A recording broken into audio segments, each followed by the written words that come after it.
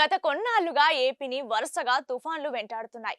బంగాళాఖాతంలో ఏర్పడే అల్పపీడనాలు, ఆవర్తనాలతో ఆంధ్రప్రదేశ్లో భారీ వర్షాలు దంచుకొట్టాయి.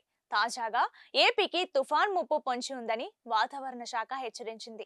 బంగాళాఖాతంలోని తీవ్ర అల్పపీడనం వాయుగుండంగా బలపడింది. ఈ నేపథ్యంలో ఆంధ్రప్రదేశ్లోని కోస్తా జిల్లాలో భారీ వర్షాలు కురిసే అవకాశం ఉందని అంచనా వేసింది. ఏపీ, ఉత్తర తమిళనాడు తీరాల వైపు అల్పపీడనం పయనిస్తుందని వాతావరణ శాఖ అంచనా వేస్తోంది. అల్పపీడన ప్రభావంతో ప్రస్తుతం తీరం వెంబడి వాతావరణంలో మార్పులు చోటు చేసుకుంటున్నాయి.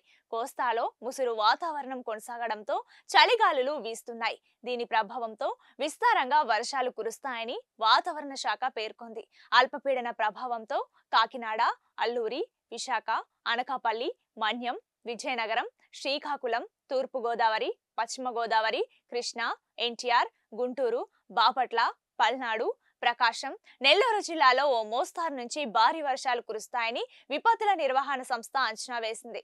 కోస్తాలో తీరం వెంబడి గంటకు 40 నుంచి 50, అప్పుడప్పుడు 60 కిలోమీటర్ల వేగంతో గాలులు వీస్తున్నందున మత్స్యకారులు సముద్రంలో చేపల వేటకు వెళ్లరాదని హెచ్చరించింది.